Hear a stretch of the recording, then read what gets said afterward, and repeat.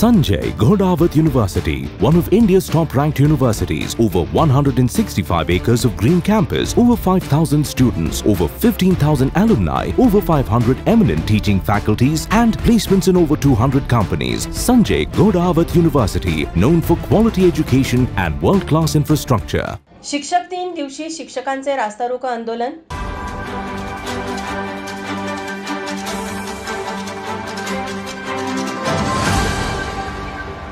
वाढीव टप्पा अनुदानाचा आदेश काढावा, जाचक संच मान्यतेचा आदेश रद्द करावा यासह विविध मागण्यांकडे राज्य सरकारचे लक्ष वेधण्यासाठी विना अनुदानित शाळा कृती समितीचे आंदोलन सुरू आहे. शासनाचे लक्ष वेधण्यासाठी या शिक्षकांनी बेमुदत आमरण उपोषण केले आहे. तर आज शिक्षक दिन दिवशी कोल्हापूर जिल्ह्यातील दसरा चौक येथे प्रत्येक शाळेतील शिक्षक शिक्षकेतर कर्मचाऱ्यांनी तोंडाला काळ्या पट्टी बांधून मूक रास्ता रोको आंदोलन करत निषेध व्यक्त केला. यावेळी बोलताना विना अनुदानित शिक्षक समितीचे उपाध्यक्ष खंडेराव जगदाळे म्हणाले, आज कोल्हापूरमध्ये रास्ता रोको करण्यात आला.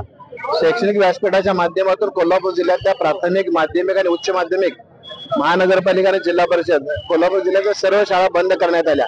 त्याचं कारण शासनानं 12 जुलैला घोषणा केली आणि घोषणा केल्यानंतर कोणत्याही प्रकारचा तो अनुदानाचा आदेश काढला नाही. मंत्रिमंडळ बैठकीमध्ये विषय घेतला नाही. त्यामुळं 26 तारखेपासून आम्ही आमरण उपोषण सुरू केलं आणि आज उपोषणाचा 11वा दिवस असताना शासनानं कोणत्याही प्रकारची भूमिका पुढे आणली नसल्यामुळं आज रास्ता रोको या ठिकाणी करण्यात आलेला आहे.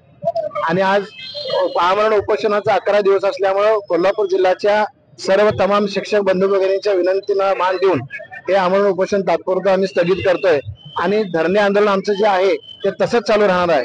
जो पण न्याय मिळणार नाही तो पण आम्ही हे आंदोलन थांबवणार नाही. जोपर्यंत शिक्षकांच्या मागण्या मान्य होत नाहीत तोपर्यंत आंदोलन सुरूच राहील असा इशारा समितीच्या वतीने देण्यात आला. यावेळी आमदार जयंत आसगावकर, शिक्षक नेते दादा लाड, केदारी मगदूम, नेहा भुसारी यांच्यासह शिक्षकेतर कर्मचारी मोठ्या संख्येने उपस्थित होते. माझा महाराष्ट्र न्यूज साठी कॅमेरामन नाज अत्तारसह अमृता पवार, कोल्हापूर.